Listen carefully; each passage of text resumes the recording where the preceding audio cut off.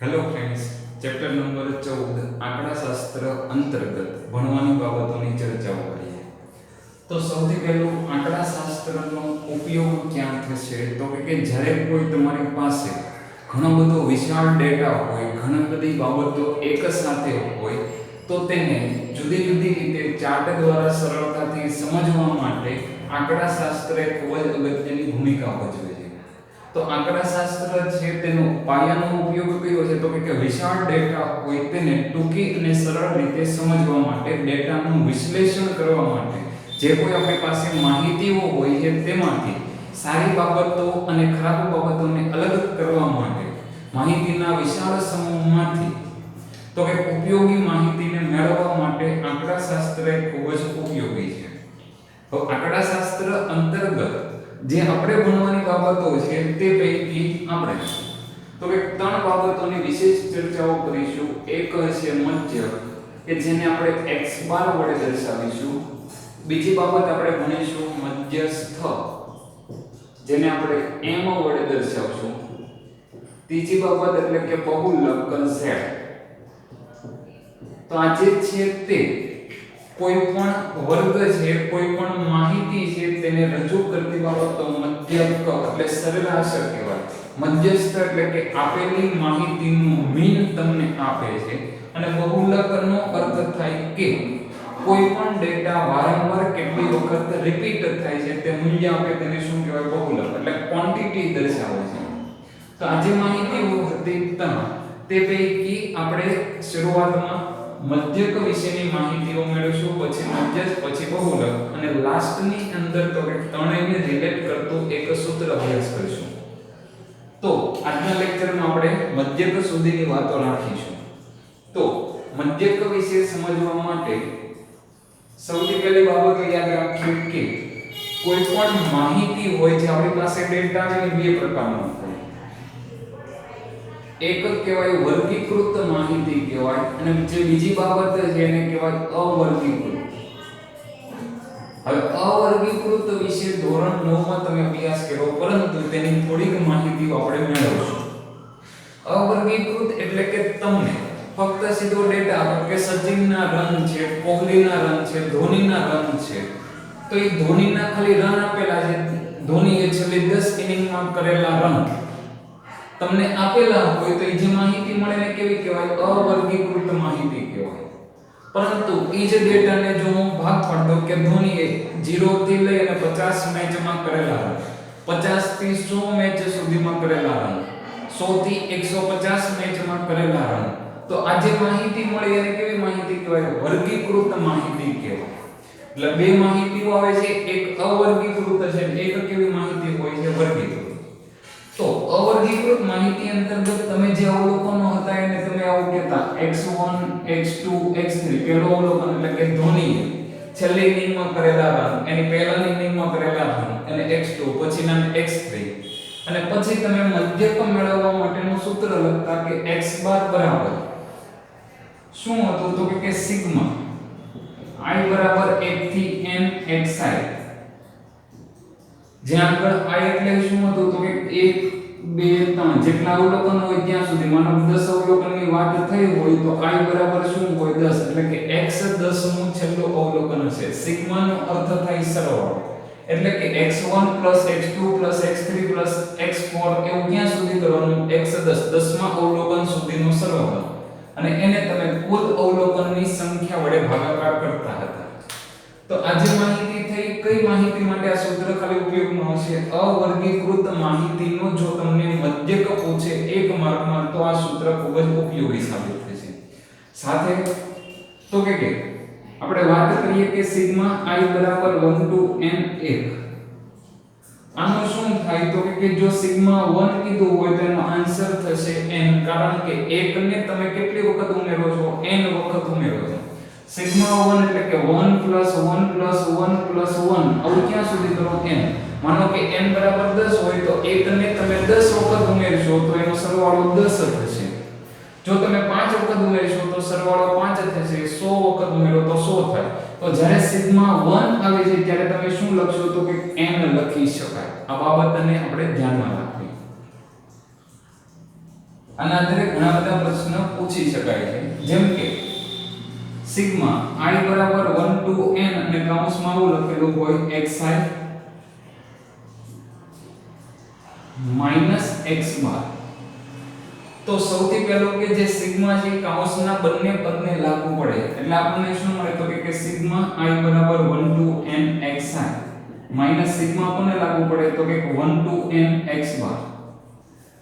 હવે આ જે સિગ્મા xi મળ્યો એને આ સૂત્ર મુજબ રિલેટ કરી નાખો તો એને લખાય n x બાર લખાય કે સિગ્મા xi આવે તો તમે n x બાર લખો માઈનસ i થી x બાર કોમન આવે કારણ કે x બાર માં નીચે i નથી. જો i હોય તો તમારે અંદર રાખવું પડે કારણ કે x બાર તો કોન્સ્ટન્ટ ટર્મ થઈ ગઈ. તો x બાર કોન્સ્ટન્ટ છે તો i બરાબર 1 to n કેટલી વખત તો કે 1. જે આગળ 1 છે સિગ્મા 1 એટલે શું થાય તો n થાય એટલે કે nx બાર આવે એટલે કે nx બાર માઈનસ nx બાર અને આન્સર શું થઈ ગયો 0. હવે સામાન્યપણે આપણે જે કોઈ પ્રશ્ન છે એમાં કાઉન્સ કરેલો હોય તો તમારે 0 આન્સર મૂકવો. માનો કે કાઉન્સ નથી, હવે આપણે શું કહીએ છીએ તો કે કાઉન્સ કરેલો હતો નહીં, તો આ સિગ્મા ખાલી પહેલા પદને છે એટલે પહેલું તો આપણને nx બાર માઈનસ શું હોય x બાર. માનો કે અહીં આગળ n ની બદલે 10 લખેલા છે તો 10x બાર છે માઈનસ x બાર એટલે કે 9x બાર તો આન્સર થશે. તો આ જે બાબતો હતી ધોરણ 9 ની અંદર અવર્ગીકૃત માહિતીમાં આવેલી હતી, પરંતુ ધોરણ 10 માં પણ આપણને આ માહિતીઓ પૂછે છે તો એની આપણે ચર્ચાઓ કરીએ. હવે આપણી માહિતી કઈ છે તો કે વર્ગીકૃત, અને પહેલા પદમાં આવતા બધા જુદા જુદા સંકેતોને સમજીશું. તો વર્ગીકૃત માહિતી એટલે શું? તો કે જ્યારે કોઈ પણ માહિતી છે તેને કોઈ પણ સમૂહ તરીકે દર્શાવવામાં આવે છે. માનો કે 0 થી 10 મેચની અંદર ધોનીએ કરેલા રન છે એ 200 રન થાય છે, એટલે કે પ્રથમ 10 મેચમાં ધોનીએ કરેલા રનની સંખ્યા 200. અત્યારે ડેટા આપણે આપણી રીતે લઈએ છીએ, કોઈ ફિક્સ હોય નહીં કે 200 જ કેવા હોય, પરંતુ એક આપણે સમજ માટે કહું છું ઉદાહરણ 10 થી 20 મેચ.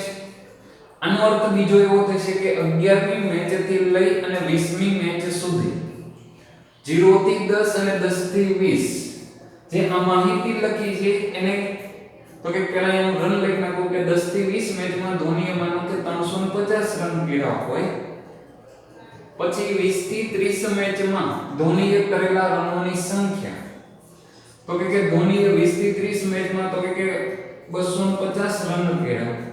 તો આ જે માહિતી લખી એ વર્ગીકૃત માહિતીના જે બે પ્રકાર આવે તે પૈકીની એક માહિતી જેને કહેવાય છે સતત વર્ગ. સતત વર્ગીકૃત માહિતી અને અસતત વર્ગીકૃત માહિતી. હવે બંને શબ્દને સમજો. પહેલા આપણે આને 0 થી 10 છે ને શું કહીશું તો કે વર્ગ કહીશું. 0 થી 10 ને શું કહીશું વર્ગ કહીશું. જો આ સમજશો તો સતત અને અસતત તમને આવડશે, એટલે કે 0 થી 10 છે ને વર્ગ કહેવાય તો 0 થી 10 વર્ગ છે. બીજો વર્ગ તો કે 10 થી 20 નો હતો, અને ત્રીજો વર્ગ લખ્યો છે મે 20 થી 30. વર્ગમાં જે પહેલી સંખ્યા હોય એને કહેવાય વર્ગની અધઃ સીમા, અને જે બીજી સંખ્યા હોય એને કહેવાય વર્ગની ઉધ્વ સીમા. ઉધ્વ એટલે મોટી અને અધ એટલે નાની. નાની સીમા, સીમા એટલે ત્યાં કણું કરે છે તો કે અંત કરે છે કે 0 થી 10 સુધી જ જોવાનું છે, 10 થી આગળ તમારે જોવાનું જ નથી. તો એ જે સીમા આપી દીધી કે ત્યાંથી તમારે આગળ વધવાનું નથી, બાઉન્ડ્રી લાઈન છે. તો અધ સીમા અને ઉધ્વ સીમા એવી જ રીતે 10 થી 20 શું છે તો કે 10 થી 20 માં 10 ને અધ સીમા કહેવાય, અને 20 છે એને શું કહેવાય તો કે ઉધ્વ સીમા. એટલે કે દરેક વર્ગને પોતાની અધઃ સીમા અને ઉધ્વ સીમા હોય. તો પ્રશ્ન ઈ થયો કે 10 તો અહીંયા બે જગ્યાએ આવ્યું, એકમાં ઈ અધઃ સીમા તરીકે છે અને એકમાં ઈ શું છે ઉધ્વ સીમા. જ્યારે આવી માહિતી હોય ત્યારે તેને કહેવાય સતત વર્ગીકૃત માહિતી. પરંતુ જો હું આવું લખું કે 0 થી 10 છે, 11 થી 20 લખું, 1 થી 10 લખું, 11 થી 20 લખું, પછી 21 થી લઈને ક્યાં લખું 30,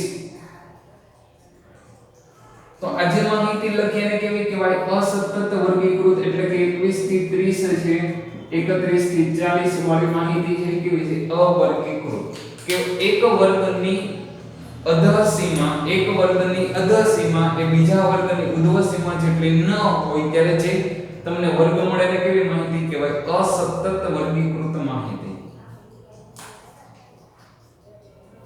બીજું તો કે 21 થી 30 એકમાં લખ્યું હોય, એકમાં 31 થી 45 લખેલું હોય તો આ પણ કેવી છે અસતત વર્ગીકૃત એટલે કે વર્ગ લંબાઈ સરખી નથી.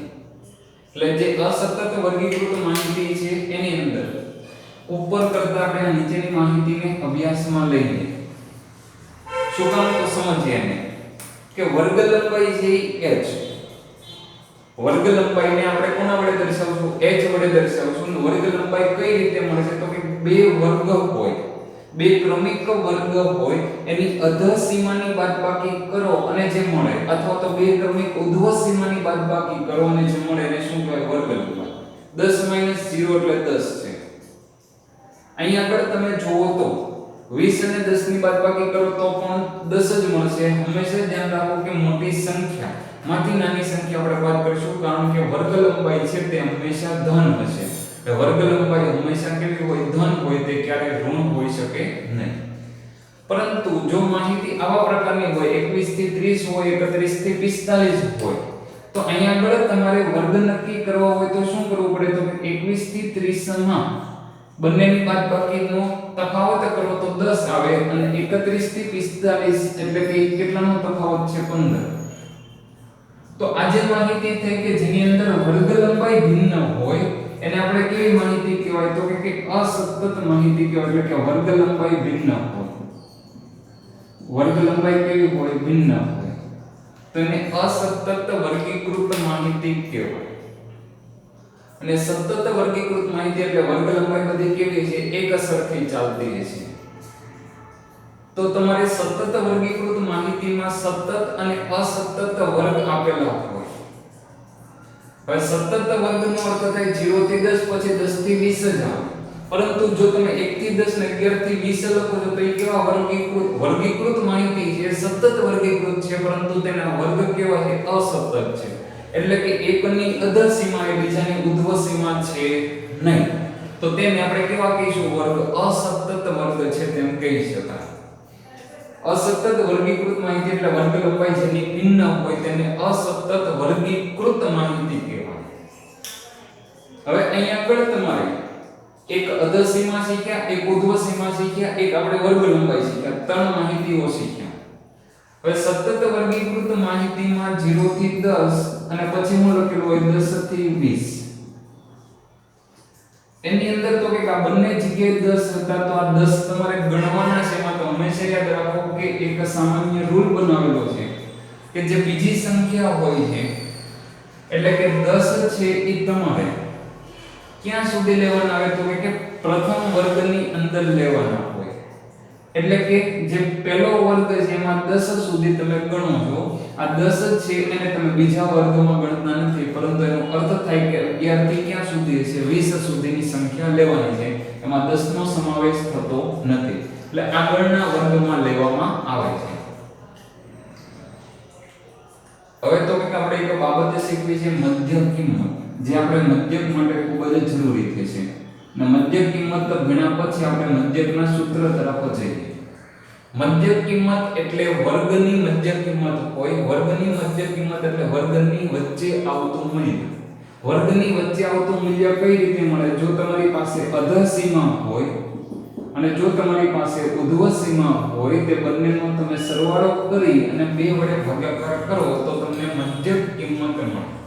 જેમ કે 10 થી 20 વર્ગની મધ્ય કિંમત જોતી હોય તો અધઃસીમા 10 છે, ઉર્ધ્વસીમા 20 હતી, એના હું અડધા કરું તો 20 અને 10 30 ને 30 ના અડધા શું થાય? 15 થાય. મધ્ય કિંમત છે તે પોઈન્ટમાં પણ આવી શકે. માનું તમને આવું કીધું હોય કે 11 અને 14 તો 11 અને 14 વર્ગની મધ્ય કિંમત એટલે શું? તો કે અધઃસીમા 11 છે, ઉર્ધ્વસીમા 14 છે ને એના અડધા કરો. 14 અને 11 એટલે 25 ને 25 ના અડધા કરો તો કેટલા મળે? તો કે 12.5 મળે. તો મધ્ય કિંમત એટલે કે વર્ગની વચ્ચે આવતું મૂલ્ય, વર્ગની વચ્ચે જે આવે તેને શું કહેવાય? મધ્ય કિંમત તરીકે વ્યાખ્યાયિત કરી શકાય. હવે આપણે તો કે મધ્યક છે તે શોધવાની 3 રીત આવશે, પરંતુ દરેક રીતમાં અધસીમા, ઉધોસીમા, વર્ગ લંબાઈ અને મધ્ય કિંમતની ખબર હોવી જોઈએ. એટલા માટે આપણે આ માહિતીઓ મેળવી હતી.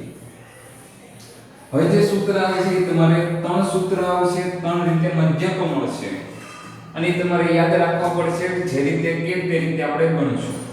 તો આજના લેક્ચરમાં આપણે ખાલી સૂત્ર સુધી રહીએ છીએ. નેક્સ્ટ લેક્ચરમાં આપણે દાખલાઓ તરફ જઈશું. તો મધ્યક મેળવવાની જે સૌથી પહેલી રીત છે એનું નામ છે સીધી રીત, અથવા તો એને કહેવાય છે પ્રત્યક્ષ રીત. સીધી રીત અથવા તો કેવી રીતે તરીકે ઓળખાય? પ્રત્યક્ષ રીતે મધ્યક મેળવો તો x બાર બરાબર શું બનશે? તો કે જે તમને હમણાં લખ્યું હતું 0 થી 10 ની વચ્ચે 15 અવલોકન હોય, 10 થી 20 ની વચ્ચે અવલોકનો છે એ તમને 10 કીધા હોય. તો આ જે માહિતી આપેલી છે એમાં આ જે બીજું લખ્યું એને કહેવાય ને આવૃત્તિ. આવૃત્તિ એટલે કેટલી વખત આવે છે તે. 0 થી 10 માર્ક મેળવતા વિદ્યાર્થીઓ 15 છે, 10 થી 20 માર્ક મેળવતા 10 વિદ્યાર્થીઓ છે. તો આની શું દર્શાવી કહેવાય? આવૃત્તિ દર્શાવી તેમ કહેવાય.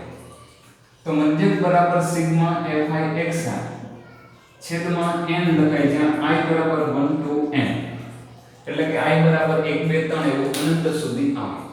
એટલે કે તમને જે fi મળે છે, fi અને xi એટલે કે વર્ગ ઉપરથી તમે xi મેળવો એ બંનેનો ગુણાકાર કરો અને તમે એને n એટલે શું રહેલું છે? તો કે n એટલે કુલ આવૃત્તિ. n એટલે શું થશે? કુલ આવૃત્તિ. કેટલીક વખત તેને સિગ્મા fi લખાય છે. જો આ પ્રશ્ન છે એ એક માર્કની અંદર ભૂલ કરાવે ને એવા થશે. હમણાં આપણે ત્રણેય સૂત્ર લખીએ પછી પ્રશ્ન એવો પૂછું કે જેની અંદર ચોક્કસ ભૂલ થવાની શક્યતા રહેલી છે. એટલે સૂત્રને યોગ્ય રીતે સમજો. બીજી રીત છે એનું નામ આપણે કહીશું ધારેલો મધ્યક. ધારેલા મધ્યકની રીતે x બાર મેળવો એનો અર્થ થાય કે sigma a plus sigma i બરાબર 1 થી n fi di છેદમાં તો કે સિગ્મા fi અથવા તો n. જ્યાં આગળ a એટલે શું હતું? તો કે ધારેલો મધ્યક. a એટલે શું છે? ધારેલો. એટલે કે તમે પહેલેથી કોઈ કિંમતને નિશ્ચિત કરો એને શું કહેવાય? ધારેલો મધ્યક.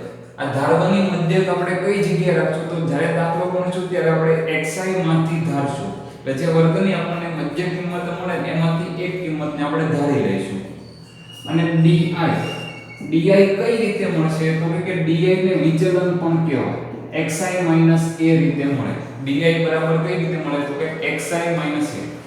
xi એટલે મધ્ય કિંમતમાંથી તમારો ધારેલો મધ્યક બાદ કરો તો તમને શું મળશે? di મળશે. અને સિગ્મા fi એટલે તો કુલ આવૃત્તિ છે તે. તો આ સૂત્રની વાત થઈ. પરંતુ એની અંદર માનો કે તમને ખાલી એવું પૂછવું હોય d બાર એટલે શું થાય? તો કે જે તમે વિચલન લીધું ને એનું મધ્યક થાય. d બાર એટલે શું થાય? વિચલન એટલે xi a અને વિચલનનો મધ્યક એટલે કે સિગ્મા fi di છેદમાં સિગ્મા fi. તો બીજી રીતે કહીએ તો x બાર બરાબર a plus d બાર એવું લખાય. જ્યાં d બાર એ શું છે? તો કે સિગ્મા fi di છેદમાં સિગ્મા fi. સિગ્માની ઉપર i બરાબર 1 to n. અને જે છેલ્લી રીત છે તેને આપણે કહીશું પદ વિચલનની રીતે. પદ વિચલનની રીતે મધ્યક શોધો. તો જે પદ વિચલનની રીતે આપણને મધ્યક મળશે તેને કહેવાય x બાર બરાબર a plus sigma fi ui. જેમ આગળ di હતું એમ અહીંયા આગળ શું આવશે? ui એટલે પદ વિચલન અને છેદમાં સિગ્મા fi, પરંતુ આની સાથે ગુણાકારમાં આવશે h. શું કામ h ગુણાકારમાં આવ્યું તે પણ આપણે જોઈએ.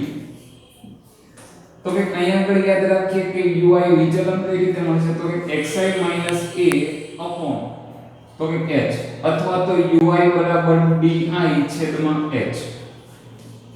બંને રીતે લખી શકાય કારણ કે xi a ને શું કહેવાય? di. તમને જે di મળે છે પદ તમને જે વિચલન મળતું હતું એ વિચલનને તમે h એટલે કે વર્ગ લંબાઈ વડે ભાગાકાર કરો તો જે પદ મળે એને શું કહેવાય? પદ વિચલન. આ જે પદ વિચલન મળે છે એના ઉપરથી u બાર બરાબર તમે શું લખશો? સિગ્મા fi ui છેદમાં સિગ્મા fi. ખાસ ધ્યાન રાખો કે એમાં ગુણાકારમાં h u બાર માં ન આવે. એટલા માટે મધ્યકનું સૂત્ર ફરીથી લખું તો u બાર ઇન્ટુ શું થાય? h થાય. u બાર ઇન્ટુ શું થાય? h થાય. તો અહીંયા આગળ જે આપણને u બાર મળ્યો એને શું કહેવાય? તો કે પદ વિચલનનો મધ્યક. આને કહેવાય વિચલનનો મધ્યક અને પદ વિચલનનો મધ્યક સિગ્મા fi ui છેદમાં સિગ્મા fi. હવે હું પ્રશ્ન પૂછું કે મધ્યકનું નીચેનામાંથી સાચું સૂત્ર જણાવો અથવા તો સાચા સૂત્ર કયા કયા ઓપ્શનમાં છે તે જણાવો. એક કરતા વધારે ઓપ્શન પણ સાચા હોઈ શકે. હું 4 ઓપ્શન તમને અત્યારે આપું છું. તમારે એનો જવાબ કોમેન્ટ બોક્સની અંદર લખો અને પછી તમને એનો જવાબ છે નક્કી કરજો સૂત્ર મુજબ. a સિગ્મા fi xi છેદમાં સિગ્મા fi. બીજું a સિગ્મા fi di છેદમાં સિગ્મા fi એની સાથે ગુણાકારમાં h. ત્રીજું a સિગ્મા fi ui છેદમાં સિગ્મા fi ગુણ્યા h. અને ડી ઓપ્શન છે કે x બાર બરાબર તો કે a સિગ્મા fi di છેદમાં સિગ્મા fi. તો આમાંથી જે કયો ઓપ્શન તમને સાચા લાગતા હોય તે તમે કોમેન્ટ બોક્સની અંદર લખો ABCD માંથી કયો ઓપ્શન સાચો છે. તો આજના લેક્ચરમાં આપણે સૂત્રની ચર્ચાઓ પૂર્ણ કરીએ છીએ. સૂત્ર યાદ હશે તો ધારેલો મધ્યક કે પદ વિચલન હોય કે તમે સીધી રીતે દાખલો ગણો મધ્યક કોઈ પણ રીતે સાચી પડશે. તો આજના લેક્ચરમાં જે કોઈ બાબતો ભણ્યા છે, જે કોઈ ટૂંકી ચર્ચાઓ કરેલી છે તે પણ ખૂબ જ અગત્યની છે. જય હિન્દ, જય ભારત.